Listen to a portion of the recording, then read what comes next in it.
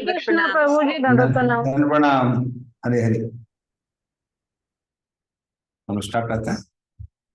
ओम अज्ञानतिमिरन्धस्य ज्ञानाञ्जनशलाकया चक्षुरुन्मिलितं येन तस्मै श्रीगुरवे नमः। श्रीचैतन्यमनोभीष्टं स्थापितं येन भूतले स्वयं रूपदा मह्यं ददाति स पदान्तिकं। वन्देऽहं श्रीगुरोः श्रीयुतापदकमलं श्रीगुरून् वैष्णवांश्च श्रीरूपं सागरजातां सहगना रघुनाथान्वितं तं सजीवं साद्वैतं सावधूतं परिजनासहितं कृष्णचैतन्यदेवं श्री राधा कृष्ण पादान सगना ललिता श्री विशाखामृतांश नमो ओम विष्णुपादाय कृष्ण पेशा भूतले श्रीमते भक्ति वेदांता स्वामिनिति नामने नमस्ते सारस्वते देवे गौरवाणी विचारिणे निर्विशेष शून्यवादी पाश्चात्य देशतारिणे वाञ्छाकल्पतरुभ्यश्च कृपा सिन्धुभ्यश्च पतितानां पावनेभ्यो वैष्णवेभ्यो नमो नमः। नमो महावदन्याय कृष्ण प्रेम प्रदायते कृष्णाय कृष्ण चैतन्य नामने वाचसे नमः। हे कृष्णा करुणा सिंधु दीनबंधु जगत्पते गोप्ता गोपिका कांता राधा कांता नमस्ते तत्कांचन गौरांगी श्री राधे वृंदावनेश्वरी विश्वांसुते देवी प्रणमामि हरिप्रिये नीलाचल निवासाय नित्याय परमात्मने बलभद्र सुभद्राभ्याम जगन्नाथाय चे नमः। जय श्री कृष्ण चैतन्य प्रभु नित्यानंद श्री अद्वैत गदाधर श्री असदि गौर भक्तवृंद हरे कृष्णा कृष्णा कृष्णा हरे हरे हरे राम राम राम हरे।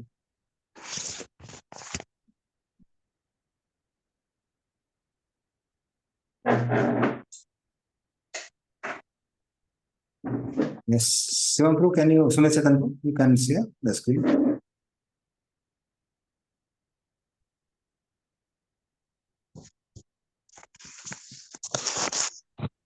लोग 1.19.14 से होगा। ओके, ठीक है, तो 40 से स्टार्ट करते हैं हम लोग। तस्यैव में अघस्य परावरेशो व्यासक्त्य चित्तस्य गृहेष्वभीक्ष्णम् निर्वेदमूलो द्विजशापरूपो यत्र प्रसक्तो भयमाशु धत्ते। पढ़िए इसका।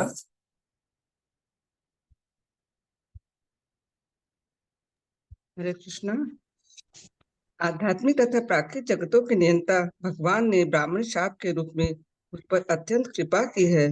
गृहस्थ जीवन में अत्यधिक आसक्त रहने के कारण मुझे बचाने के लिए भगवान मेरे समक्ष इस तरह प्रकट हुए हैं कि मैं भयवश अपने आप को संसार से विरक्त कर लूं। हरे कृष्णा। धन्यवाद। तो यहाँ पर हम परीक्षित महाराज की मानसिकता देख सकते हैं, मतलब क्या थॉट प्रोसेस है उनकी। तो जनरली ऐसे समय में लोग क्या करते हैं, भगवान को दोष देते हैं कि आपकी इतनी पूजा की, इतनी भक्ति की, सब मैंने नहीं की, मेरे सारे पूर्वजों ने की, और क्या मिला मुझे बदले में। इस तरह से मेरी मृत्यु हो रही है। लेकिन वो ये नहीं कह रहे हैं, वो भगवान को धन्यवाद कह रहे हैं। हाँ, क्या बोल रहे हैं? तस्य एवा, मैंने कुछ गलत काम किया था, अघस्य बहुत बड़ा पाप किया था। क्या किया था? एक ब्राह्मण के गले में सांप को डाला था। हाँ, लेकिन ये भगवान की कृपा है। तो वो भगवान जो परावरे सहा, जो मेरे पास भी हैं और मेरे दूर भी हैं, अब मुझे अपने पास बुलाना चाहते हैं।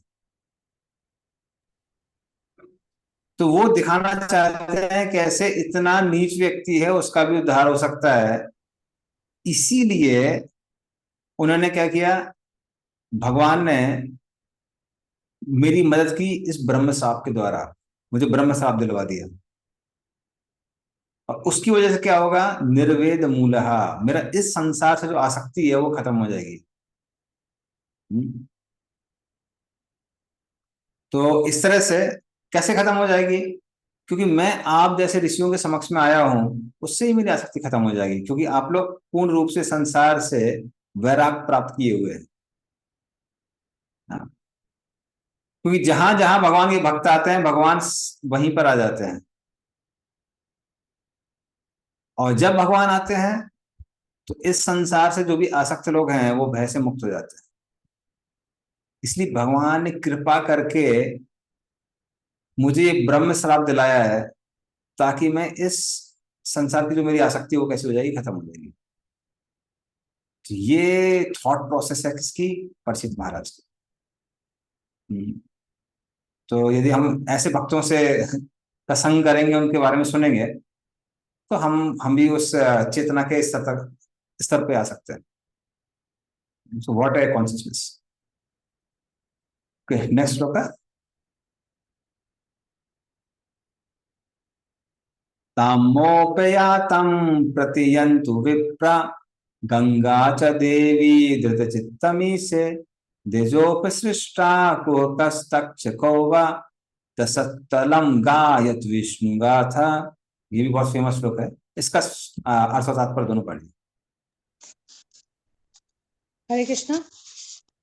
हे ब्राह्मणों, आप मुझे पूर्ण रूप से शरणागत के रूप में स्वीकार करें और श्री भगवान के प्रतिनिधि स्वरूपा माँ गंगा भी मुझे इसी रूप में स्वीकार करें, क्योंकि मैं पूर्व से अपने हृदय में श्री भगवान के चरण कमलों को धारण किए हुए हूँ।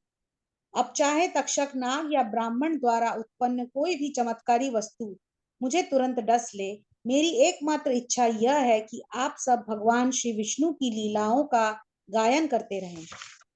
तात्पर्य: ज्यों ही कोई परमेश्वर चरण कमलों में पूर्ण रूप से समर्पित हो जाता है, त्यों ही वह मृत्यु से तनिक भी भयभीत नहीं होता। गंगा नदी के तट पर भगवत भक्तों की उपस्थिति से तथा महाराज परीक्षित द्वारा श्री भगवान के चरण कमलों में पूर्ण शरणागति से उत्पन्न वातावरण यह सुनिश्चित कर रहा था कि राजा भगवत धाम वापस जा रहे हैं। इस प्रकार वे मृत्यु के भय से सर्वथा मुक्त हो गए। हरे कृष्ण। धन्यवाद। अब वो सारे संतों को एड्रेस करते हुए ये 2 श्लोक बोले हैं, 15 श्लोक का, 15 और 16 नंबर श्लोक। तो 15 नंबर श्लोक में क्या बोल रहे हैं कि अब मैं माता गंगा और आप जो भगवान के प्रतिनिधि हैं, उन सबके चरणों में पूर्ण रूप से समर्पित हूं। आप कृपया करके हमको हरि कथा सुनाइए, विष्णु कथा सुनाइए। ब्रह्म श्राप के कारण भले ही कोई तक्षक आए या कोई अन्य वस्तु आए और तुरंत मुझे मार दे, तो भी कुछ फर्क नहीं पड़ता है, क्योंकि अब मैं एकदम सही स्थान पे हूं। यहां पर माता गंगा है और सारे भक्त हैं, तो अब चिंता करने की आवश्यकता नहीं है। तो इस तरह से भक्त लोग भी अगर जहां कीर्तन चल रहा है, हम भक्तों के बीच में हैं, उस स्थान पर अगर मृत्यु भी आए तो कोई भयभीत होने वाली बात नहीं है, क्योंकि उससे जो भी हमारा डेस्टिनेशन होगी, डेस्टिनेशन अच्छी ही होगी। इसलिए अभी वो बोल रहे हैं, अभी मुझे चिंता करने की कोई आवश्यकता नहीं है, क्योंकि मैं भगवान के भक्तों के बीच में हूँ, गंगा के बीच में हूँ और हरि कथा के बीच में हूँ। ओके, नेक्स्ट श्लोक है। नेक्स्ट श्लोक आप पीछे भी दोहरा भी सकते हैं। पुनश्च भूयात् भगवती अनन्ते पुनश्च भूयाद् भगवती अनन्ते रति प्रसंगश्च तदाश्रयेषु रतिप्रसंगाश्रयेषु महत्सु याम्यामुपयामि सृष्टिम् महत्सुयाम्यामुपयामि सृष्टिम् मैत्रीयस्तु सर्वत्र नमो द्विजेभ्यः मैत्रीयस्तु सर्वत्र नमो द्विजेभ्यः। पढ़िए इसका अर्थ और तात्पर्य। हरे कृष्णा। मैं आप समस्त ब्राह्मणों को पुनः नमस्कार करके यही प्रार्थना करता हूँ कि यदि मैं इस भौतिक जगत में फिर से जन्म लूं, तो अनंत भगवान कृष्ण के प्रति मेरी पूर्ण आसक्ति हो, उनके भक्तों की संगति प्राप्त हो और समस्त जीवों के साथ मैत्री भाव रहे। तात्पर्य। ओके, तात्पर्य श्रील प्रभुपाद जी के द्वारा। श्रील प्रभुपाद की जय। महाराज परीक्षित ने यहाँ पर बताया है कि भगवत भक्त ही एकमात्र परिपूर्ण जीव होता है। भगवत भक्त किसी का शत्रु नहीं होता, भले ही उसके अनेक शत्रु हों। भगवत भक्त अभक्तों की संगति में नहीं रहना चाहता, यद्यपि उनसे उसकी शत्रुता नहीं होती। वह भगवत भक्तों की ही संगति चाहता है। यह सर्वथा स्वाभाविक है, क्योंकि समान विचारकों में ही मैत्री संभव है और भक्त का सबसे महत्वपूर्ण कार्य है समस्त जीवों के पिता भगवान श्री कृष्ण में पूर्ण अनुरक्ति। जिस प्रकार एक पिता का अच्छा बेटा अपने समस्त भाइयों से मित्रवत आचरण करता है, उसी तरह भगवत भक्त परम पिता भगवान श्री कृष्ण का अच्छा बेटा होने के कारण अन्य अन्य समस्त जीवों को अपने परम पिता से संबंधित देखता है। वे अपने पिता के उद्दंड पुत्रों को भी सभ्य बनाकर उनसे ईश्वर के परम पितृत्व को स्वीकार करने का प्रयास करता है। महाराज परीक्षित निश्चित रूप से भगवत धाम वापस जा रहे थे, किंतु यदि उन्हें न भी जाना होता तो भी उन्होंने जिस तरह के जीवन के लिए प्रार्थना की, वे भौतिक जगत के लिए परम पूर्ण विधि है। शुद्ध भक्त कभी ब्रह्म जैसे महापुरुषों का साथ भी नहीं चाहता। उसे तो शुद्ध जीवन की भी संगति पसंद है, बशर्ते कि वे भगवत भक्त हो। शूद्र धन्यवाद। जीव। धन्यवाद। तो इस तरह से परीक्षित महाराज कहते हैं कि अगर मुझे दोबारा जन्म संसार में लेना पड़े तो 3 चीजें हमेशा मेरे साथ। पुनश्च भूयात् भगवती अनंते, भगवती अनंते रति ही। तो जो भगवान अनंत हैं, भगवान विष्णु हैं, उनसे रति हो। फिर रति हो गया, फिर प्रसंगे प्रसंगस्य तद आश्रयेषु, जिन्होंने आपका आश्रय लिया है उनका हमको क्या मिले? संग मिले। तो भगवान के प्रति रति हो, उनसे अटैचमेंट हो, भक्तों का संग हो। महत्सु याम्य उपयाम्य सिस्टम मैत्री अस्तु, और साथ में सबसे मित्रता भी हो। तो सबसे मित्रता हो साधारण जीवों से, भक्तों से विशेष मित्रता हो, उनका संग मिले, और भगवान की प्रति रति हो। तो ऐसा जन्म अगर मुझे मिले दोबारा तो कोई दिक्कत नहीं है। और विश्वनाथ चक्रवर्ती ठाकुर कहते हैं कि जो आखिरी लाइन है, मैत्री अस्तु सर्वदा नमो द्विजे, इसका एक और अर्थ ये हो सकता है कि अब उनको लग रहा है कि अरे मैंने ब्राह्मण के प्रति अपराध क्यों कर दिया है, इसलिए ब्राह्मणों से मेरी क्या हो मित्रता हो, मैं दोबारा उनका अपमान न करूं। तो इस तरह से उसको हम चौथा लाइन भी ले सकते हैं, 4th पैराग्राफ से। तो ये आशीर्वाद परीक्षित महाराज मांग रहे हैं। ठीक, परीक्षित महाराज या फिर जो भी भक्त लोगों से जिनसे हम प्रार्थना सुनते हैं उनसे हम सीख सकते हैं क्या हमको आकांक्षाएं करनी चाहिए, रखनी चाहिए, क्या नहीं रखनी चाहिए। भगवान के प्रति आसक्ति की इच्छा है, बहुत बढ़िया है। या फिर भक्तों का संग की इच्छा है, बहुत अच्छा है। या फिर अन्य जीवों से मित्रता की इच्छा है, वो भी अच्छा है। तो ये सब अच्छे अच्छे इच्छाएं हैं जिनको हम रख सकते हैं। तो ये इच्छाएं हैं किसकी? परीक्षित महाराज की। नेक्स्ट श्लोक है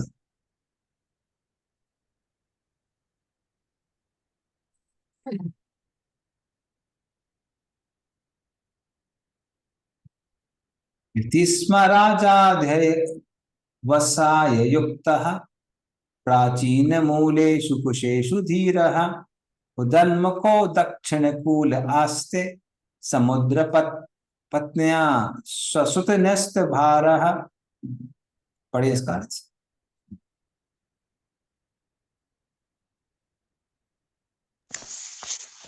पूर्ण आत्म संयम से महाराज परीक्षित पूर्वाभिमुख जड़ों वाले कुशों के बने हुए गंगा के दक्षिणी तट पर रखे आसन पर बैठ गए और उन्होंने अपना मुख उत्तर ओर कर लिया। इसके पूर्व उन्होंने अपने साम्राज्य का समस्त भार अपने पुत्रों को सौंप दिया। तात्पर्य नहीं, इसका तात्पर्य। तो इस तरह से परीक्षित महाराज अभी क्या कर रहे हैं, जहां तक उनकी बाकी जिम्मेदारी की बात आती है राज्य करने की, वो अपने पुत्र जन्मेजय को दे चुके थे। और यहाँ पर जिस तरह से वो बैठे हैं, उत्तर की ओर अपना मुख किए हुए, फिर जो कुशा घास के जिस मैट पे बैठे हुए हैं उसका डायरेक्शन कहाँ पे है? पूर्व की तरफ।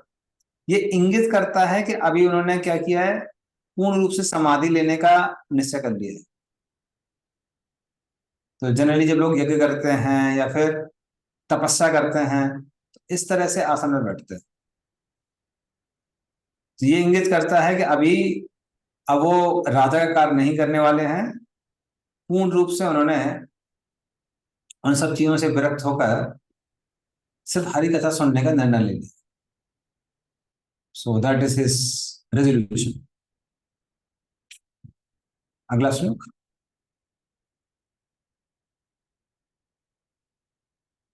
एवं च तस्मिन् नरदेवे देवे प्रायोपविष्टे दिवि देव संगः प्रशस्य भूमौ विकिरण प्रसूने मुदा मुहुर्दुन्दुभयश्च नेदुः। पढ़िए इसको।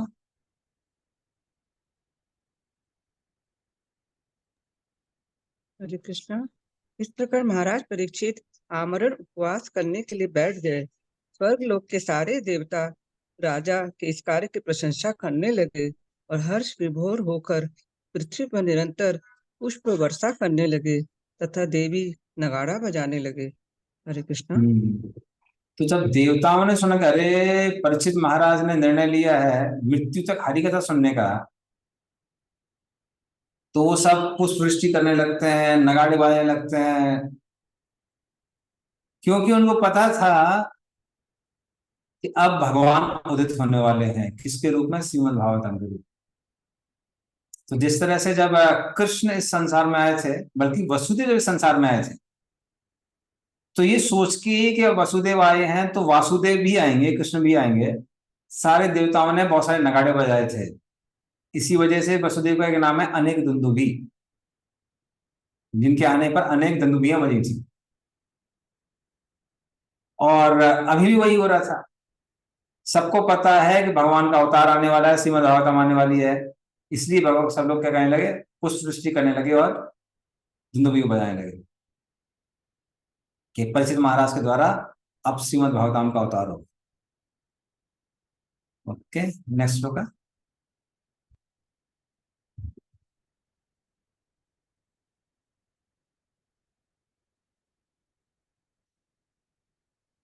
महर्षयो वे समुपागता ये प्रशस्य साद्विति अनुमोदत अनुमोदमानः ऊचु प्रजानुग्रहशील सारा यदुत्तम श्लोक गुणाभिरूपम।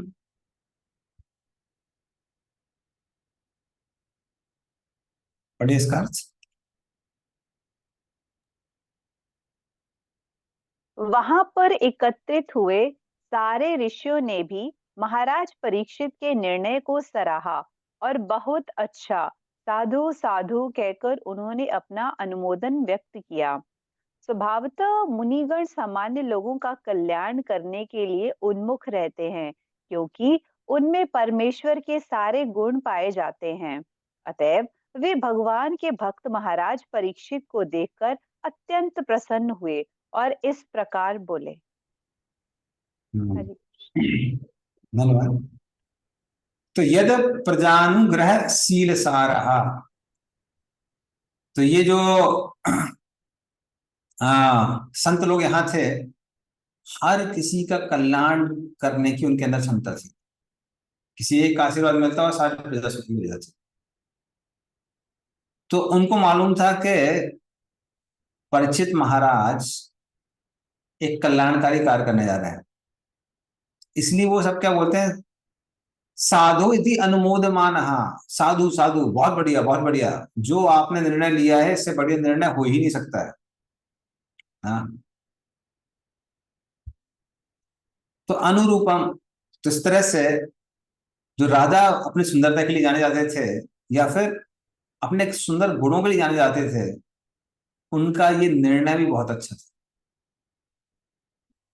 हाँ, क्योंकि उनके अंदर किसके गुण आ गए थे? कृष्ण के गुण आ गए थे, क्योंकि वो कृष्ण के भक्त हैं। इसीलिए सब लोग बोलते हैं आपने जो काम किया है बहुत सही काम किया है। और यहाँ पे वोटिंग कौन दे रहा है? वो लोग दे रहे हैं जो सब संसार का कल्याण करने के लिए ही संसार में आए, तो वो ऋषि लोग वोट दे रहे हैं। इसलिए जब भी कोई गवर्नमेंट आती है तो डिपेंड करता है कि प्रजा कैसी है। प्रजा समझदार होगी तो समझदार व्यक्ति का चयन करेगी। अन्यथा गधों से अगर वोट दिलवाएंगे तो फिर वो गधे को ही चुनेंगे। हाँ, इसीलिए हम देखते हैं यहाँ पे किसका वोट वैदिक काल में लिया जाता था। जो बड़े बड़े विद्वान हुआ करते थे, जो जगत के कल्याण के लिए काम करते थे, उनके वोट को महत्व दिया जाता था। इसलिए भाई प्रभुपाद कई बार बोलते हैं कि पहले की मोनार्की अच्छी थी। लेकिन हालांकि अगर दुष्ट राजा आ गए हैं, प्रवेश कर गए हैं, तो कई बार उनसे बेटर आप बोल सकते हैं डेमोक्रेसी। क्योंकि कम से कम कुछ विद्वानों के वोट की कुछ तो वैल्यू होगी। लेकिन अगर सिर्फ विद्वान ही वोट करके किसी को ले रहे हैं, किसी का चयन कर रहे हैं, तो बेस्ट। वो सब अप्रूव कर रहे हैं कि इससे बेटर डिसीजन नहीं हो सकता है। इसका मतलब श्रीमद् भागवतम सुनना ये जीवन का बेस्ट डिसीजन, जो कि अभी परिषद महाराज है। और खासकर जो वानप्रस्थ आश्रम में जाते हैं, जिनकी सारी जिम्मेदारियां पूरी हो गई, उनके लिए तो ये बहुत बड़ा वरदान है। तो भगवत गीता किसको बोली गई थी? उस अर्जुन को बोली गई थी जो युद्ध करना भी चालू कर रहा है। पर श्रीमद् भागवतम किसके लिए बोली गई है? जिसका युद्ध सारे कंप्लीट हो चुके हैं, परिषद महाराज। इसीलिए हमको दोनों ज्ञान चाहिए। Bhagavad Gita teaches how to live in this world, Bhagavatam teaches how to leave this world. हालांकि सारी चीजें सब जगह हैं। भागवतम के अंदर कृष्ण ने उद्धव गीता भी बोली है और सारा नॉलेज के अंदर है, लेकिन फिर भी इन स्पेसिफिक फोकस थोड़ा सा अलग है। इसलिए हमको दोनों ज्ञान चाहिए, गीता का ज्ञान भी चाहिए और भागवतम का ज्ञान भी चाहिए। ओके, नेक्स्ट श्लोक।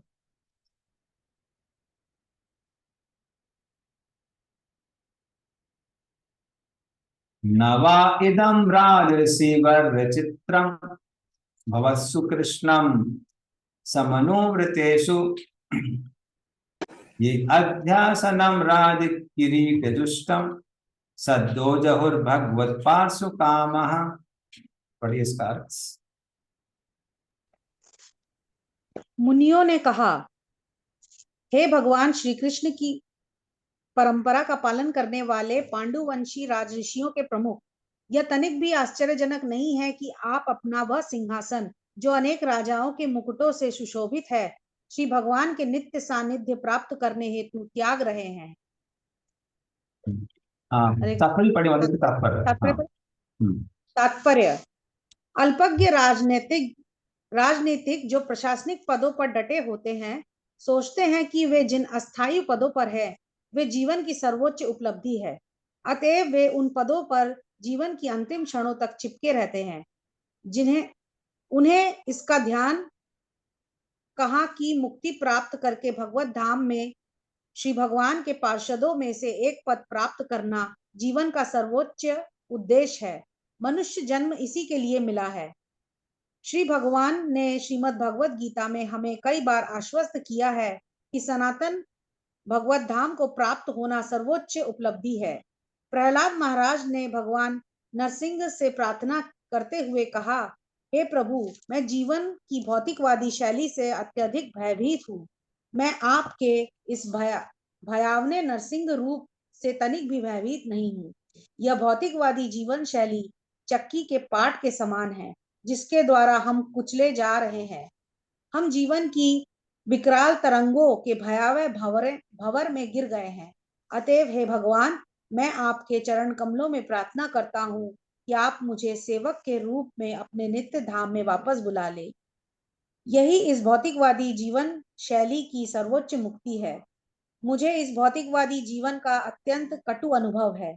मैंने अपने कर्मों से वशीभूत होकर जिस जिस योनि में जन्म लिया है, मुझे दो बातों का पीड़ादायक अनुभव हुआ है, अपने प्रिय से विछोह तथा अवांछित से भेंट।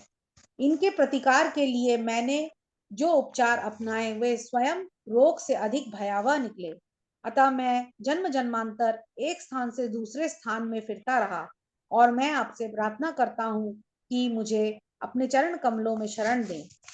पांडव राजा जो संसार के अनेक संतों से बढ़कर हैं, जीवन की भौतिकवादी शैली के कटु परिणामों से अवगत थे। वे कभी उस राज सिंहासन की चमक दमक से मोहित न थे जिस पर वह बैठे। वे सदैव श्री भगवान के सानिध्य प्राप्त करने हेतु, उनके द्वारा पुकारे जाने हेतु उत्सुक रहते थे। महाराज परीक्षित महाराज युधिष्ठिर के सुयोग्य पौत्र थे। महाराज युधिष्ठिर ने अपने पौत्र के लिए सिंहासन छोड़ दिया और इसी प्रकार महाराज युधिष्ठिर के पौत्र महाराज परीक्षित ने अपने पुत्र जन्मेजय के लिए सिंहासन छोड़ दिया। इस वंश में समस्त राजाओं को ऐसा ही संस्कार था, क्योंकि वे सभी भगवान श्री कृष्ण की परंपरा का पालन करने वाले थे। इस प्रकार भगवत भक्त कभी भी भौतिकवादी जीवन की चमक दमक से मोहित नहीं होते और वे निष्पक्ष भाव से झूठे भ्रामक भौतिकवादी जीवन के विषयों से अनासक्त रहते हैं। हरे कृष्ण। धन्यवाद। तो इस तरह से परीक्षित महाराज की प्रशंसा करते हुए इसमें ये संत लोग क्या कहते हैं कि आश्चर्य वाली बात नहीं कि आपने ऐसा निर्णय लिया है, क्योंकि आपकी परंपरा में ही ऐसा आया है। युधिष्ठिर महाराज ने भगवान की सेवा के लिए राज्य किया और जैसे ही भगवान ने संसार को छोड़ के गए, वो भी गद्दी आपको सौंप के चले गए। उसी तरह से जब तक भगवान की सेवा के लिए आवश्यक था, आपने क्या किया, आपने राज्य किया, किंतु अभी उसकी आवश्यकता नहीं है। आपके जो पुत्र हैं जन्मेजय, वो राज्य को संभालने के लिए एकदम तैयार हो गए हैं, तो आप उनको गद्दी सौंपी कहाँ जा रहे हैं, हरिकथा करने का निर्णय ले रहे हैं। तो इस तरह से वो लोग भी अप्रूव कर रहे हैं कि इस समय अब आपको क्या करना चाहिए, हरिकथा सुननी चाहिए। और बोले आश्चर्य वाली बात नहीं है, क्योंकि सारे पांडव ऐसा करते हुए आए। तो वहीं पे प्रभुपाद लिखते हैं कि आजकल हम देख सकते हैं कि कई बार लोग मृत्यु तक गद्दी छोड़ते नहीं है। हाँ, औरंगजेब ने इतना लंबा राज्य किया कि उसका बेटा मर गया, पर वो अपना गद्दी पे बैठा रहा। जब तक वो मरा नहीं, जब तक गद्दी छोड़ी नहीं। तो इस तरह से लोग आसक्त हो जाते हैं अपनी पावर से।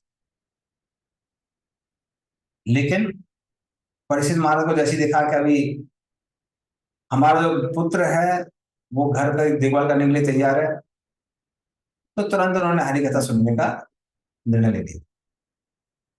और फिर आपस में सारे के सारे संत लोग, जो ऋषि लोग, वो आपस में कंसल्ट करते हैं, सोचते हैं कि एक कुछ सॉलिड आंसर देना चाहिए परीक्षित महाराज को, पता वो अगला श्लोक बोल जाए। सो आफ्टर कंसल्टेशन वो लोग ये श्लोक बोलने वाले हैं, नेक्स्ट श्लोक।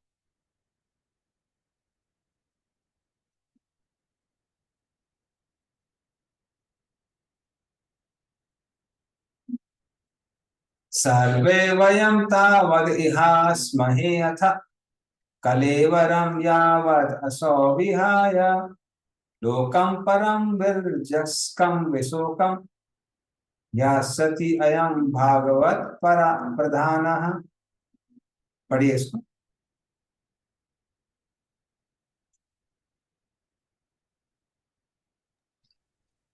हम सभी यहाँ पर तब तक प्रतीक्षा करेंगे जब तक भगवान के प्रमुख भक्त महाराज परीक्षित परम लोक को लौट नहीं जाते, जो समस्त संसारी कलमश तथा सब प्रकार के शोक से पूर्ण रूप से मुक्त है। हरे कृष्णा।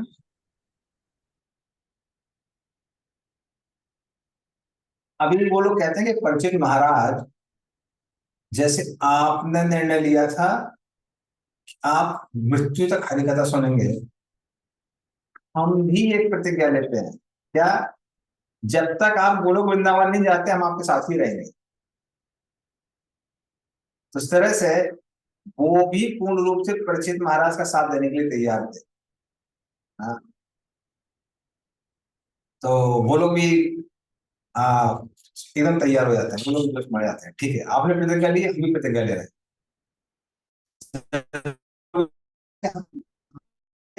और इस तरह से हम भाग लेते हैं।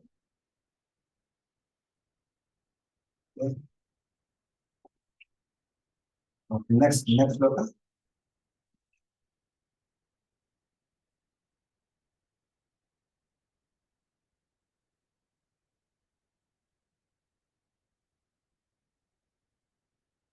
आश्रुत ऋषिगण बचा परीक्षित समम मधुच कुरचाव्यलीकम अभासतेनान अभिनंदयुक्तम शुश्रूषमाण सरितानि विष्णु। पढ़े इसका। महान ऋषियों ने जो कुछ कहा वे सुनने में अति सुमधुर, सार्थक तथा यथारूप से प्रस्तुत किया गया पूर्ण सत्य था। अतएव उन्हें सुनने के बाद महाराज परीक्षित ने भगवान श्री कृष्ण के कार्यकल्पों के विषय में सुनने की इच्छा से महर्षियों को अभिनंदन दिया। हरे कृष्ण। तो इस श्लोक में ऋषियों को क्या बोला जा रहा है? समम, इम्पार्शियल। तो उनके अंदर कोई भेदभाव नहीं था, ऐसा नहीं था कि किसी को फेवर करेंगे किसी को नहीं करेंगे। तो ये जो ऋषिगण है, ये सब क्या करते हैं? ये कहते हैं कि हम आपके साथ ही रहेंगे यहाँ पे, और उनके जो शब्द थे परीक्षित महाराज को की प्रशंसा करते हुए, वो एक मधु की तरह बहुत मीठे थे। तो मीठे मीठे शब्दों में वो परीक्षित महाराज की प्रशंसा कर रहे थे, और उनके जो शब्द थे वो सत्य भी थे, क्योंकि परीक्षित महाराज भगवत धाम जाने वाले थे। हाँ, जब परीक्षित महाराज ये सुनते हैं तो वो प्रणाम करते हैं, क्योंकि उनको मालूम था कि अगर इन सारे संतों की कृपा हुई तो हमको कृष्ण लोक पक्का मिलेगा।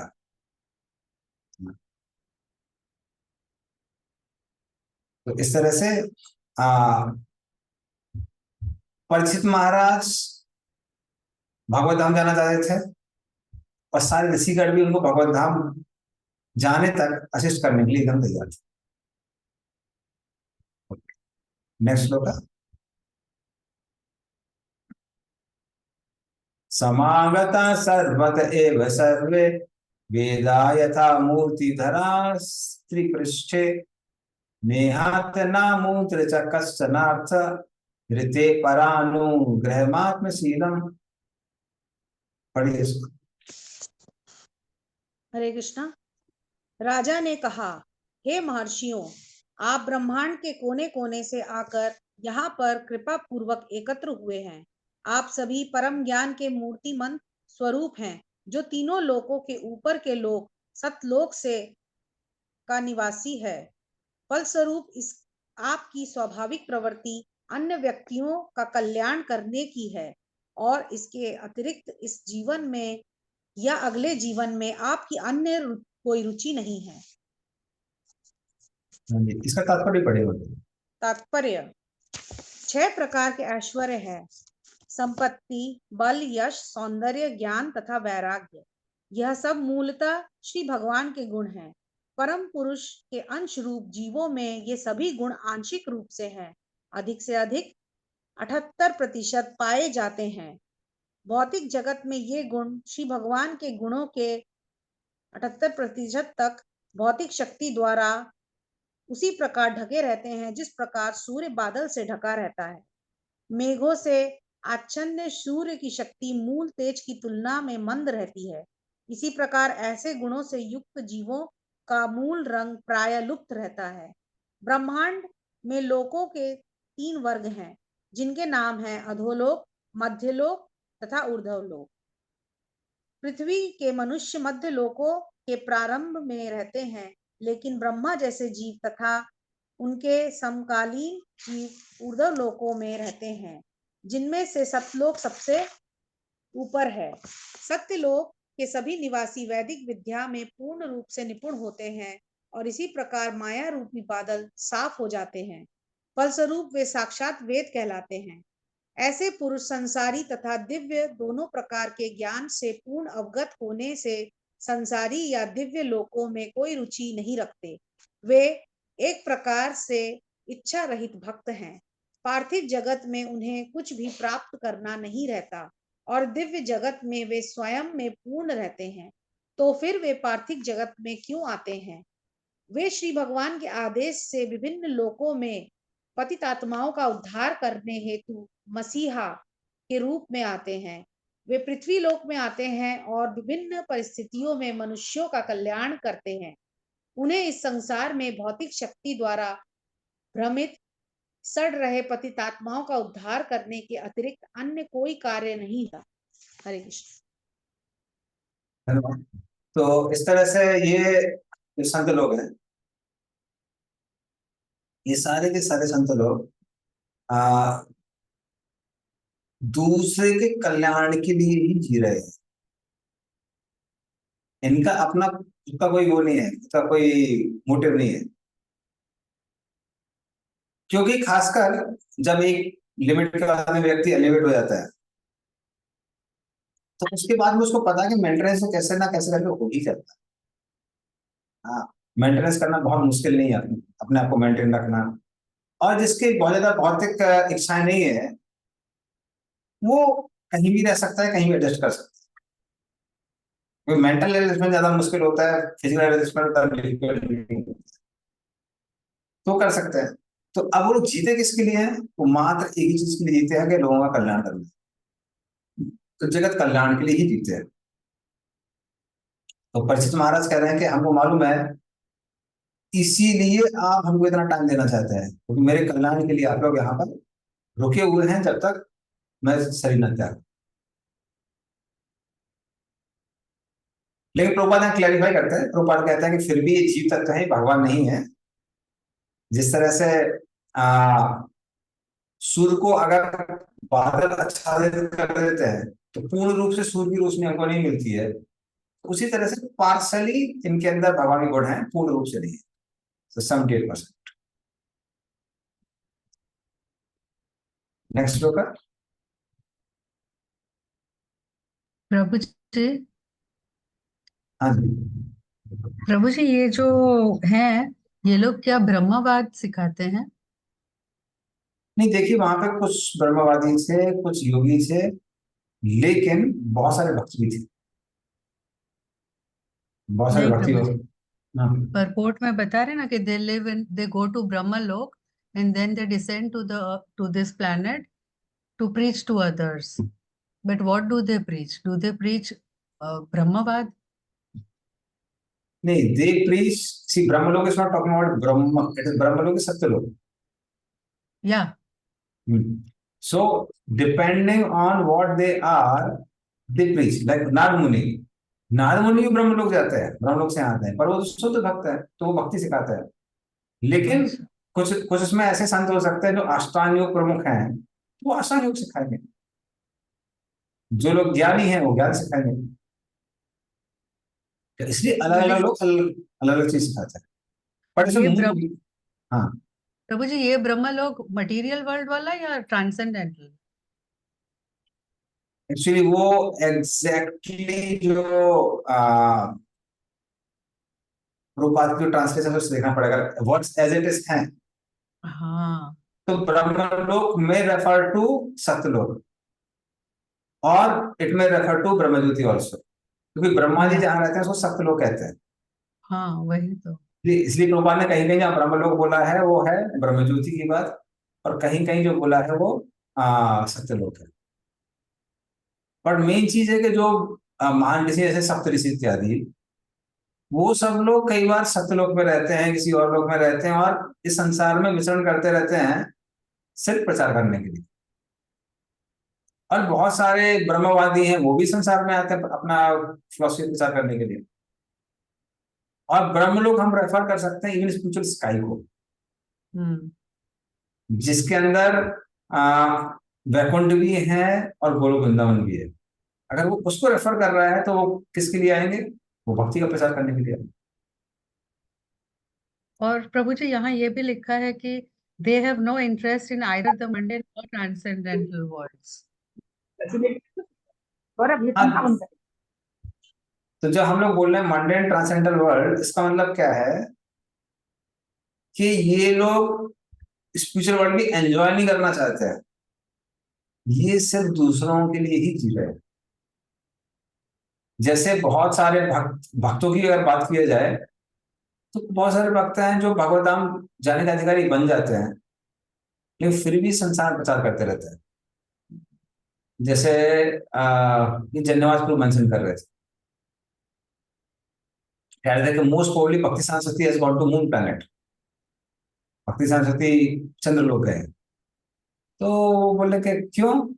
बोले क्योंकि एक बार जब वो मायापुर में इस तरह से चल रहे थे तो उन्होंने चंद्रमा की तरफ देखा और देखी, कहने लगे कलयुग का क्या प्रभाव है, स्वर्ग लोग भी अफेक्टेड हो रहे हैं कलयुग की वजह से, हमको वहां जाकर प्रचार करना चाहिए। तो उसको रेफर करते हुए वो बॉडी माटी किसी आचार्य ने उनको बताया था जन्माष्टमी को, तो उसको रेफर करते हुए बोलते शायद वो हो सकता है चंद्रलोक है। ऐसा नहीं भक्ति सिद्धांत सरस्वती कुछ वहां एंजॉय करने जा रहे हैं या फिर वो भगवत धाम नहीं जा सकते हैं, वो जा सकते हैं, किंतु वो यहाँ प्रचार करने के लिए रुके हुए हैं। तो ये ट्रू सिर्फ भक्तों के लिए नहीं है, कई बार कुछ आश्रमी योगी होते हैं या फिर जो ब्रह्मवादी होते हैं वो भी कई बार संसार में आते हैं अपने अपने फिलॉसफी स्पीच करने। तो इस तरह से इसमें से कुछ लोग अष्टांग योगी थे, कुछ लोग ब्रह्मवादी थे और भक्त भी बहुत सारे थे। इसलिए हम आगे देखेंगे सेकंड कैंटो में सुखदेव गोस्वामी ने थोड़ा सा अष्टांग योग के बारे में बताया ताकि वो लोग थोड़ा सेटिस्फाइड रहे, लेकिन एंड में फिर वो हरिकथा सुनाते हैं। और इसी वजह से ये और रीजन बताया क्योंकि वो राधा रानी का नाम क्यों नहीं लेते हैं, इतना डिटेल क्यों नहीं बताते हैं, क्योंकि बहुत सारे लोग बैठे थे तो वो उस पे उसको समझ नहीं पाते। मतलब कि they have no interest in either mundane or transcendental worlds, means in a way that they have a selfless existence where they would just come to help others. Yes, yes. So this is not only referring only to Brahmavadis, this also refers to devotees also. Yeah.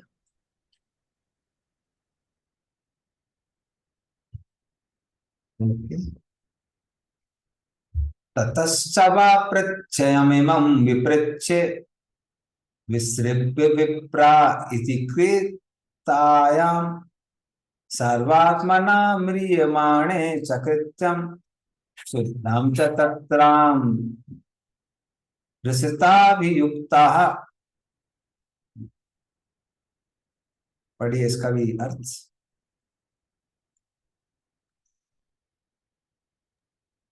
हरे कृष्णा। हे विश्वास पात्र ब्राह्मणों, अब मैं अपने वर्तमान कर्तव्य के विषय में पूछ रहा हूँ। कृपया पूर्ण विचार विमर्श के पश्चात मुझे सभी परिस्थितियों में हर एक के कर्तव्य के विषय में और विशेष रूप से जो तुरंत मरने वाला हो यानी कि मरणासन उसके कर्तव्य के विषय में बतलाइए। श्री कृष्ण। धन्यवाद। तो इस तरह से अभी वो क्या करते हैं, वो पूछ रहे हैं कि जो व्यक्ति मरने वाला है, जो अपना शरीर त्यागने वाला है, तो उस व्यक्ति का क्या धर्म होता है। तो कृपया करके हमको बताइए ऐसे व्यक्ति के क्या क्या कर्तव्य होते हैं। तो जो लोग जीते हैं उनके भी कुछ कर्तव्य होते हैं और जो शरीर छोड़ने वाले हैं उनके भी कुछ कर्तव्य होते हैं ना।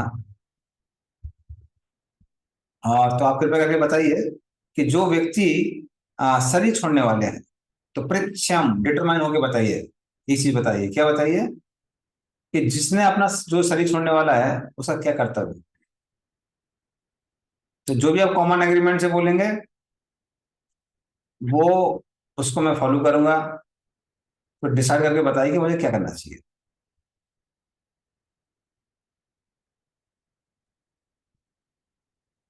नेक्स्ट लोग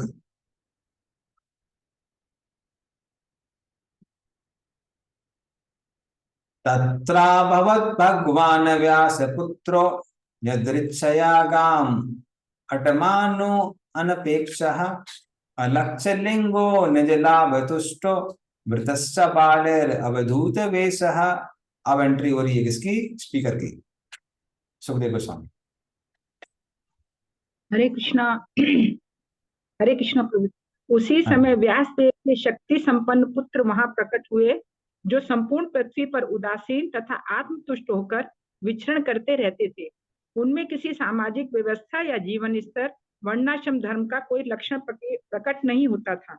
वे स्त्रियों तथा बच्चों से घिरे थे और इस प्रकार का वेश धारण किए थे मानो सभी लोगों ने उन्हें उपेक्षित अवधूत समझ रखा हो।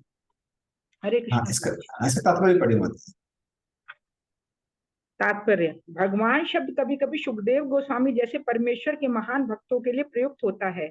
ऐसे मुक्त जीव इस भौतिक जगत के कार्य व्यापार में उदासीन रहते हैं, क्योंकि वे भक्ति में सेवा की महान उपलब्धियों से ही आत्म तुष्ट रहते हैं।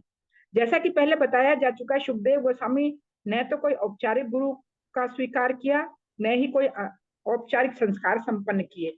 उनके पिता व्यासदेव उनके नैसर्गिक गुरु थे, क्योंकि सुखदेव गोस्वामी ने श्रीमद् भागवत इन्हीं से सुना।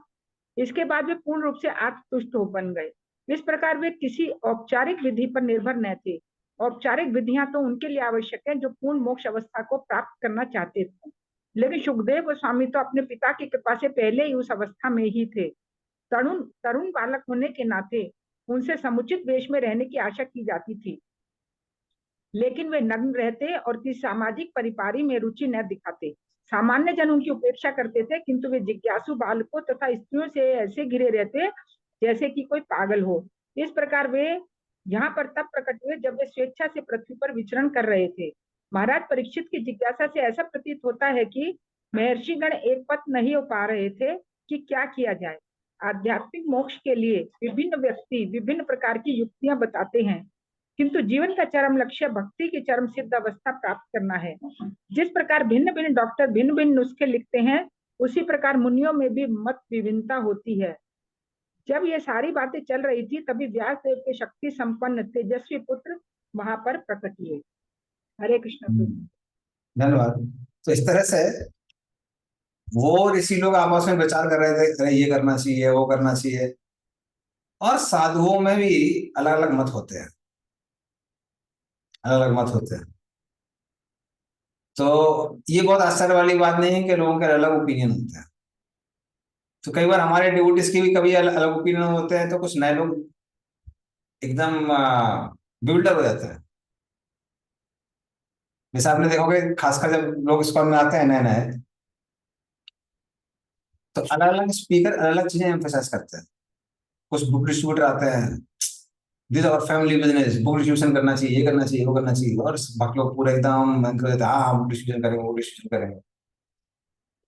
फिर कुछ भक्त आते हैं, कहते हैं ठीक है, लेकिन सिर्फ बुक पढ़ने से नहीं होगा, भक्तों को आपकी लाइफस्टाइल देखनी है, भक्त कैसे रहते हैं। So we should have big temples, temple construction. तो फिर एकदम से ना भक्तों हाँ टेम्पल कंस्ट्रक्शन होना चाहिए, ये मंदिर बनना चाहिए। फिर कुछ वक्त आते हैं, कहते हैं क्या है, सिर्फ मंदिर है और बुक्स हैं, प्रभुपाद ने बुक्स किसके लिए लिखी है, बुक्स पढ़ना भी तो चाहिए ना। हाँ ठीक है ठीक है ठीक है ठीक है, फिर हम लोग कोशिश करते हैं। फिर कुछ लोग बोलते हैं अरे पूरे भागवतम का सार क्या है, नाम संकीर्तनम यस्य सर्व पाप प्रणाशनम, हरिनाम संकीर्तन वो सार है पूरे, उसका जप करो अच्छे से, वरना उद्धार नहीं होगा। फिर बीट लगे बैग लेके बैठ जाते हैं, ठीक है ठीक है अभी 64 राउंड करेंगे। और कुछ सालों समझ में आता है कि अरे यार डेली आके नए नए चीज क्यों बोलते रहते हैं, लोग कंफ्यूज हो जाते हैं। तो इसीलिए हर भक्त का एक इन प्रभुपाद बुक्स की जो रियलाइजेशन है अलग अलग हो सकती है। अगर वो प्रभुपाद की टीचिंग्स के अगेंस्ट में है तो वी डोंट एक्सेप्ट, लेकिन अगर प्रभुपाद की टीचिंग्स के अंदर है तो वैरायटी हो सकती है और हम उसे एक्सेप्ट करते हैं, क्योंकि हर व्यक्ति का भगवान के साथ में क्या है, रिश्ता अलग अलग है। हर भक्त का रिश्ता अलग है। इसलिए आप देखेंगे कई बार सेम पास टाइम्स अलग अलग भक्त लिखते हैं तो कुछ डिफरेंसेस आते हैं उसके अंदर। आप चेतन चरितामृत पढ़िए, भागवतम पढ़िए, चेतन भागवत है, चेतन मंगल, तो कुछ कुछ पास टाइम देंगे सेम पास टाइम्स कोट हुई है, उनमें कुछ डिफरेंसेस है। और वो डिफरेंसेस क्यों होते हैं, क्योंकि हर भक्त का भगवान के साथ रिश्ता अलग अलग है और भगवान रेवलेशन भी अलग अलग है। तो एक बार जब हम लोग कृष्ण चैतन्य महाराज का लेक्चर सुन रहे थे, तो Krishna Chaitanya Maharaj most popular ISKCON devotee in the scholarly world. तो बहुत बुक्स लिखी उन्होंने ऑक्सफोर्ड यूनिवर्सिटी में यहाँ। तो महाराज बता रहे थे, कहते कि आप सोचिए रासलीला चल रही है, रासलीला में बहुत सारे लोग हैं, गोपियां हैं, अलग अलग देवता हैं, देवता की पत्नियां हैं, पशु पक्षी हैं वहां पर, आसपास पेड़ हैं। अगर आप सबको कमेंट्री लिखने के लिए बोलेंगे तो लोगों की कमेंट्री अलग अलग होगी। जो देवता है या फिर देवता की पत्नी है, वो क्या लिखेंगे कि एक सर्कल बना हुआ था, दो गोपी के बीच में कृष्ण थे, अंगना मंगना मंतरा माधव, माधवम माधवम चांदन चांदन, और दो दो माधव के बीच में एक एक गोपी है। इत्थम सा कल्पितो मंडले मद्रगा संजगो वेणुना देवकी नंदना, और सारे सर्कल के बीच में कौन था, मंडल के बीच में कृष्ण थे। तो वो ऐसा बोलेंगे, और गोपी बोलेंगे गधा कहीं का, इन लोगों को कुछ नहीं पता, ये देवता लोग हैं। अरे हम नाच रहे थे, हमको मालूम है, कृष्ण हमारे साथ ही नाच रहे थे, कृष्ण हमारे साथ ही नाच रहे थे। तो इस तरह से उनकी कमेंट्री होगी अलग होगी, इनकी कमेंट्री अलग होगी, पर कौन सही है कौन गलत है, सब सही है, सब सही है। तो there can be many opinions which are right. अगर आप वैदिक ओपिनियन में जाएंगे तब तो बहुत सारे ओपिनियंस हैं, उसमें सब कुछ एक जैसे नहीं है, सब अलग अलग। तो इसलिए वैरायटी है, वैरायटी चीजों में वैरायटी। तो यहाँ पे ऑफ कोर्स ये सबके सब भक्त नहीं थे। तो जो ब्रह्मवादी थे वो अपना अपना ओपिनियन बता रहे थे, जो वहां पर अष्टांग योगी बैठे थे वो कुछ अपना ओपिनियन बता रहे थे कि ये करना चाहिए वो करना चाहिए। उसी समय सुखदेव गोस्वामी एंट्री कर जाते हैं, और जैसे ही सुखदेव गोस्वामी को सब लोग देखते हैं तो वो लोग आदर सम्मान के साथ खड़े हो जाते हैं। सुखदेव गोस्वामी देखने में इतने सुंदर थे कि स्त्रियां स्वतः ही उनके पीछे पीछे जा रही थी, और जो क्योंकि उन्होंने कुछ वस्त्र धारण नहीं किए थे, तो जो बच्चे लोग थे वो उनका मजाक उड़ा रहे थे और उनके आसपास घूम रहे थे, चिढ़ा रहे थे। लेकिन सुखदेव गोस्वामी को ना प्रशंसा से कोई मतलब था और ना ही अपमान से, वो आराम से चलते हुए स्थान पर आ रहे थे। तो हम देखते हैं कि इतने सारे संतों के होने के बावजूद सुखदेव गोस्वामी को कृष्ण क्यों अरेंज करते हैं वो स्थान पे है। पहली बात, उस समय कोई जानता नहीं था सुखदेव गोस्वामी कौन है, तो ऐसा नहीं था कि मीडिया था और फेसबुक में उनकी फोटो लगी हुई थी कि यही सुखदेव गोस्वामी है। Nobody knew Sukhdev Goswami. सुखदेव गोस्वामी के पास में कोई जीपीएस सिस्टम नहीं था, कुछ अनाउंसमेंट नहीं हुआ था कि परीक्षित महाराज यहाँ पर हरि कथा सुनने वाले हैं, आप यहाँ पे आ जाइए। तो क्यों वो वहां पे आए? गुरु कृष्ण प्रसाद पाए भक्ति लिता बीज। कृष्ण की कृपा से गुरु प्राप्त होते हैं, गुरु की कृपा से कृष्ण प्राप्त होते हैं। तो जैसे ही भगवान देखते हैं किसी भक्त को कुछ आवश्यकता है, भगवान उसको पूरा करते हैं। तो क्योंकि श्रीमद् भागवतम प्रकट होने वाली है तो भगवान पूरा अरेंजमेंट करते हैं, और इस तरह से सुखदेव गोस्वामी की एंट्री होती है, जैसे मूवी के अंदर किसी हीरो की एंट्री होती है। नेक्स्ट लोग।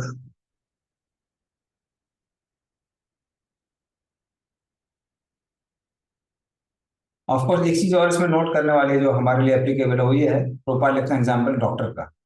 अलग अलग डॉक्टर अलग दवाइयां देते हैं, लेकिन एक डॉक्टर को पकड़ के उसकी दवाई लेनी चाहिए।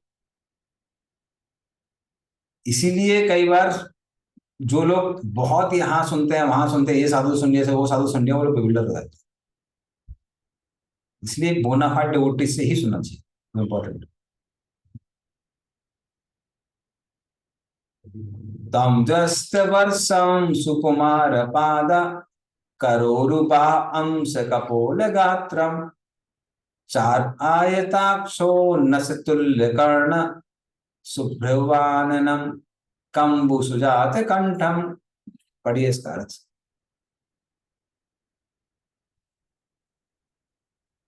हरे कृष्णा। श्री व्यासदेव के इस पुत्र की आयु केवल 16 वर्ष की थी। उनके पांव, हाथ, जांघें, भुजाएं, कंधे, ललाट तथा शरीर के अन्य भाग अत्यंत सुकोमल तथा सुगठित बने थे। उनकी आंखें सुंदर, बड़ी बड़ी तथा नाक और कान उठे हुए थे। उनका मुखमंडल अत्यंत आकर्षक था और उनकी गर्दन सुगठित एवं शंख जैसी सुंदर थी। हरे कृष्ण। अब उनके सुंदरता का वर्णन हो रहा है। जैसे ही वो प्रवेश करते हैं, बच्चे भाग जाते हैं, स्त्रियां भाग जाती हैं वहां से। उनको समझ में आता है, अरे भाई, जिसको हम पीछे पीछे जा रहे थे, ये कोई साधारण व्यक्ति नहीं है। ये ऐसा व्यक्ति है कि इसको देख के बड़े बड़े संत खड़े हो रहे हैं। तो सबके सब वहां से तितर बितर हो जाते हैं। और फिर उनकी सुंदरता का यहाँ वर्णन किया गया है। देख, हम देखेंगे कई जगह शास्त्रों में, इवन भक्तों के या फिर आ, भगवान की जो शक्तियां हैं, उनकी सुंदरता का वर्णन किया जाता है। ये वर्णन क्यों किया जाता है?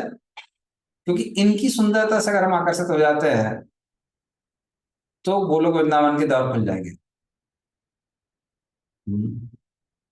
इसीलिए उनकी सुंदरता का यहाँ पर वर्णन किया जाता है।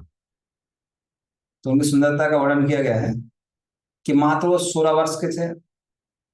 उनका चेहरा बहुत सुंदर था, बड़ी बड़ी आंखें, उठी हुई नाक, समान कर्ण, दोनों कान एकदम समान थे। ऐसा नहीं कोई बड़ा है कोई छोटा है। सुंदर सुंदर भवे, और गले में संघ की तरह लकीरें थी। इसमें कुछ कुछ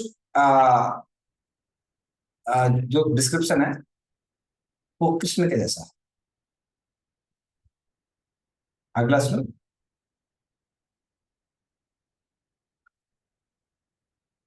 निगूढ़ चत्रुम पृथुतुंग वक्षम वक्षसम आवर्तनाभिं वरिवल्गूतरं च दिगंबरं वक्त्रविकीर्णकेशं लंबबाहुं समरोत्त। पढ़िए इसको। हरे कृष्णा। उनकी हंसली मासल थी, छाती चौड़ी तथा मोटी, नाभि गहरी तथा उदर सुंदर धारियों से युक्त था। उनकी भुजाएं लंबी थी तथा उनके घुंघराले बाल उनके सुंदर मुखमंडल पर बिखरे हुए थे। वे नग्न थे और उनके शरीर की कांति भगवान कृष्ण जैसी प्रतिबिंबित हो रही थी। हरे कृष्ण। धन्यवाद। तो इस तरह से बहुत सारी चीजें उनकी इसके जैसी एकदम कृष्ण जैसी थी। ये सारे जो डिस्क्रिप्शन आते हैं, चौड़ी छाती, गहरी नाभि, ये सब कृष्ण के डिस्क्रिप्शन। घुंघराले बाल। नेक्स्ट श्लोक है। श्यामं सदा पीबवयो अंगलक्ष्म्या स्त्रीणां मनोज्ञं रुचिरस्मितेन प्रत्युत्थितास्ते मुनया श्वासनेभ्यस्तल्लक्षण्या अपि गूढ़वर्चसम्। पढ़िए इसका।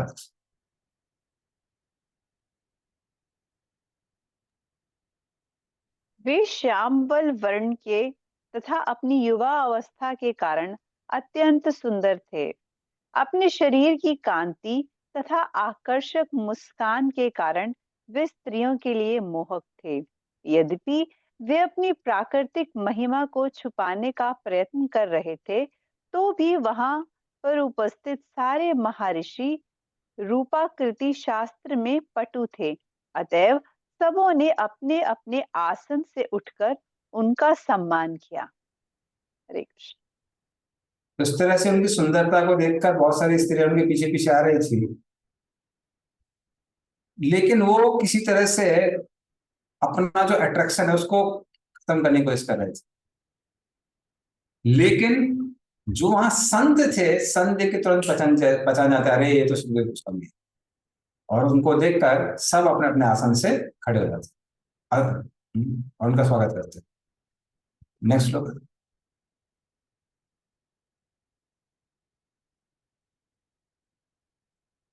सा विष्णुरातो अतिथय आगताय तस्मै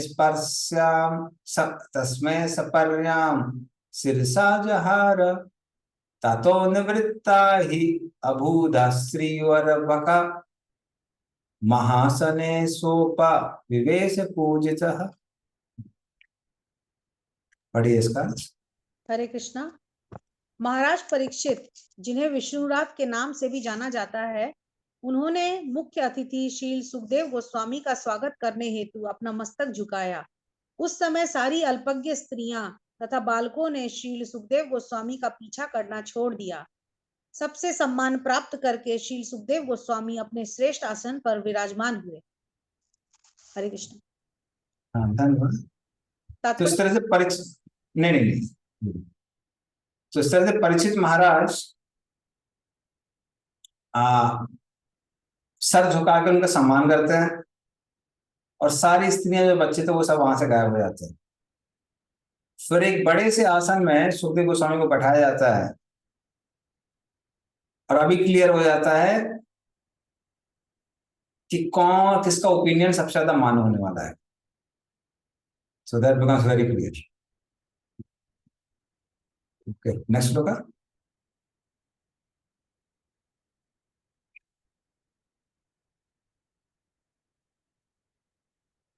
संवृतस्तत्र महान महीयसाम ब्रह्म ऋषि राजऋषि देवऋषि संगे विरोचतालम भगवान यथेन्दुर गरहर्ष सितारा निखिले परितः। पढ़िए इसका।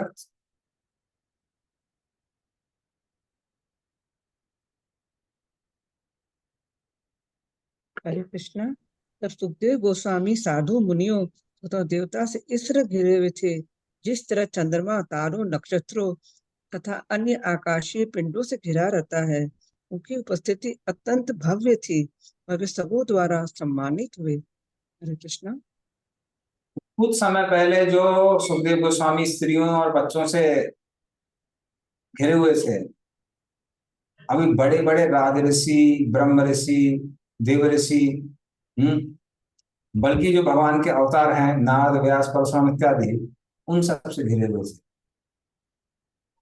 और उनके समक्ष भी वो वैसे ही प्रतीत हो रहे थे जैसे चंद्रमा तारों के बीच में प्रतीत होता है। He got a prime focus, उनको प्राइम फोकस मिल रहा है।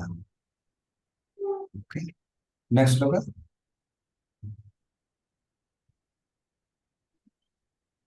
प्रशान्तमासीनमकुण्ठमेधसं मुदीन्द्रपो भागवतो अभ्युपेत्य प्रणम्य मूर्ध्ना वहिता कृताञ्जलिर्नत्वा गिरासून् तृतीयान् वपृच्छत्। हरे कृष्णा।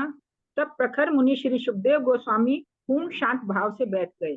वे किसी भी प्रश्न का निसंकोच होकर बुद्धिमता से उत्तर देने के लिए तैयार थे। तब महान भक्त महाराज परीक्षित उनके पास पहुंचे और उन्होंने उनके समक्ष सिर झुकाकर प्रणाम किया और हाथ जोड़कर मधुर वाणी से विनीत होकर पूछा। हरे कृष्णा। और फिर वो एकदम तैयार हो जाते हैं अभी क्वेश्चन आंसर सेशन के लिए। जो भी क्वेश्चन पूछेंगे सबका हम उत्तर देने के लिए तैयार है। और खासकर जब आप बड़े बड़े ऋषि गणों के सामने बैठते हैं जो बहुत ज्यादा पढ़े लिखे हैं, साक्षात्कार जिनको है, उस समय बोलना इतना आसान नहीं होता है। क्योंकि ये कोई अज्ञानी लोग नहीं है। जैसे नए लोगों को टीचिंग करना बहुत आसान है। नए लोगों को जो भी बोलो वो सब हाथ जोड़ के सुन लेते हैं, लेकिन जब एक्सपर्ट लोगों को बोलते हैं तो फिर ध्यान रखना पड़ता है, क्योंकि फिर डिवोटीज पकड़ पकड़ के यहाँ से वहां से कुछ क्वेश्चन पूछते हैं। तो मुझे भी याद है जब जब मायापुर इंस्टीट्यूट वगैरह में क्लासेस दी, कभी कभी सन्यासी आगे बैठ जाते हैं कुछ, तो उनको देख के बड़ा डर लगता है। अरे हाँ, ये सन्यासी लोग यहाँ बैठे हुए हैं, अभी कुछ बोल दिया तो इसलिए मैं क्या करता हूँ, पहले उनको बोल देता हूँ कि महाराज हम कुछ भी गलत बोलेंगे तो आप करेक्ट कर सकते हैं। You can always give some comments, correct कर सकते हैं। तो इतना आसान नहीं होता उनके सामने बैठना, लेकिन यहाँ पे सुखदेव गोस्वामी एकदम तैयार है। और परीक्षित महाराज मधुर वाक्यों के साथ में हाथ जोड़ के अब उनसे प्रश्न पूछना चालू करते। नेक्स्ट होगा।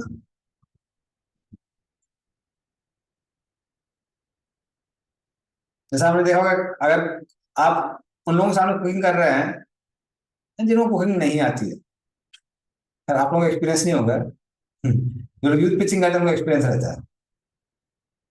तो मुझे याद है जब रांची में पिचिंग कर रहा था, तो वहाँ कुकिंग भी वही करता था, कई बार 15-20 रोटी से कुकिंग करता था, लेकिन टेंशन नहीं था कोई। तो यार कुछ खराब भी बन गया है तो डिवोटीज का बोलते हैं प्रसाद है, खा लीजिए, भगवान की कृपा है, कोई दिक्कत नहीं है।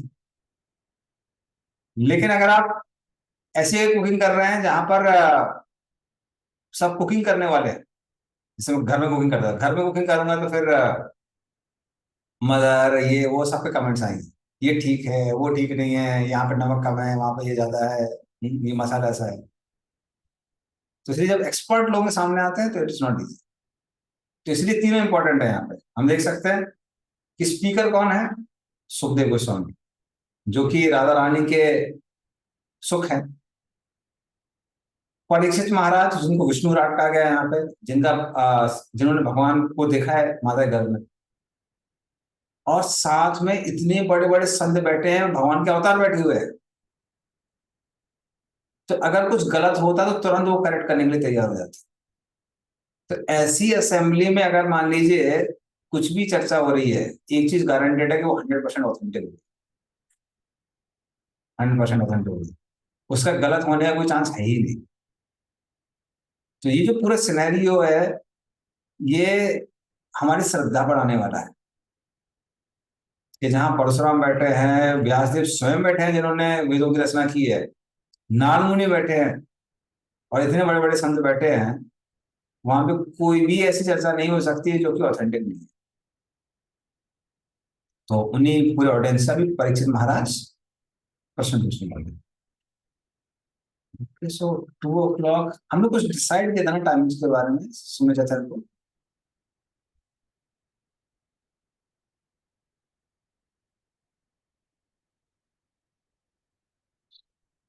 ठीक है, तो रेजोल्यूशन मेरे को याद नहीं है।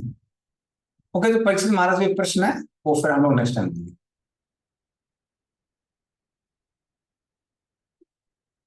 गंतरास, और ये हम लोग का फर्स्ट कैंपेन होने वाला है, तो मे बी हम लोग गंतरास श्रीमद् भागवतम की श्री गोपाल की जय हरे कृष्ण। वांछा मुझे 2 कल्पतरुभ्यश्च। मीटर जय। सैम्पलिंग रहेगा मेरा 16 और 23 का। क्या क्या जय।